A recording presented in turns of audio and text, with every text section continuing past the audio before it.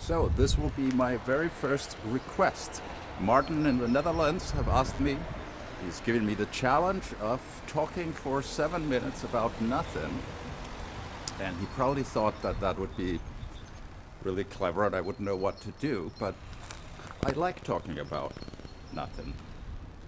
So I'm going to make first a quick point, relatively short, and I'll keep talking in more depth or from different angles. So at first glance, nothing sounds like maybe a very boring or bleary subject, like there's nothing to talk about, but it's kind of the other way around. See, when you talk about something, usually what you're talking about is an abstraction. It's an idea, a concept that has been formed, that has been turned into a mental image or abstract idea, which then you can talk about. And we humans often have it sort of inversed, so we think we're really saying something when we can talk about abstract ideas and put names on things and use big words about them. But really that covers up for that is just something going on in our heads. The really more interesting things to talk about is what happens when we start from zero, from scratch, and we explore the universe around us. So that's what I'm going to talk a little more about. I've already talked for a minute and a half. You can stop here if you want. Anyway, I'm going to quote Oscar Wilde, who said, "I love talking about nothing.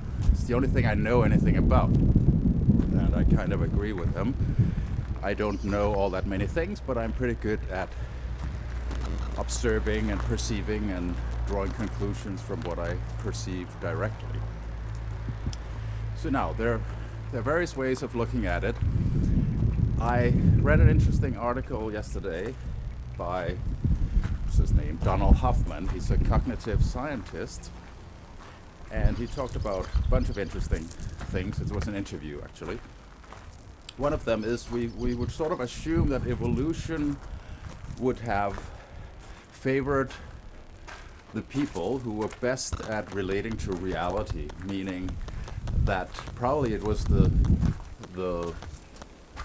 animals, people, whatever it is that evolves, that were the closest to perceiving reality correctly, who would survive the best. But that's really not the case at all. It's rather that you develop a system that works. It's about fitness. You develop a certain model of what's around you that happens to work. That's simple enough that you know what to do, you know how to respond to things, and it kind of works. It doesn't have to have anything to do with reality at all. And it probably doesn't. What's actually there is probably totally different. Quantum physics gives us a good idea of that. Reality probably is a lot weirder than we would think that it is. And we go around keeping a rather simplistic vision of what the world really is. But it kind of works. And it includes what we call science. That gets a lot more complicated, but it's still a very simplistic model of this is how the world works. Whereas in reality, it's probably nothing of the sort, but it works. In reality, most of this stuff is probably not really there because it depends on the observer observing it. And ultimately, we might very well find that everything depends on the point of view of some observer. And it's not even a trick that's being played in the brain, because brains too probably don't really exist unless they're being observed in a particular manner. So I find that very interesting. I find it also rather comforting, actually. Some people get freaked out about that kind of idea, that nothing really exists, nothing really is in a particular manner. But I find that it gives us endless opportunity for exploring life infinitely, which is great fun. And it also gives the idea that underneath all of that is consciousness in some form, that whatever else we take away, something, somebody is here to observe it. Everything else is kind of impermanent, and we're not really sure that it's there. Ultimately, all of what we see around us is nothing. There's nothing really there, but all sorts of variations of things come out of it by exploring it.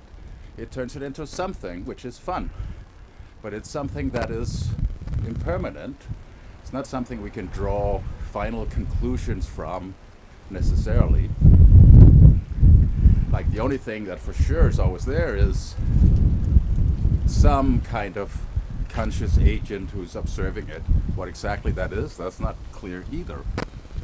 But it ends up with, well, what Descartes said as I think, therefore I am. Like the only thing I can really be sure of is that I somehow am conscious. I observe things around me. I'm not sure what they are, but I can be pretty damn sure that I in some form exist. What exactly I am, where I come from, that's a lot less clear. But certainly I'm somehow here. And that too I find a very comforting starting place for exploring the world. I'm here. What else can I know for certain? Again, nothing of the details. I form various models of how I think the world works for me, and different people develop different models.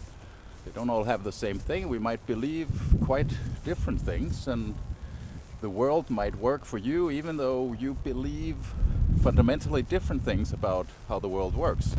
So it's kind of like what's there is a huge holodeck where if you look at it in some coherent manner, you're going to get a reality that works with it.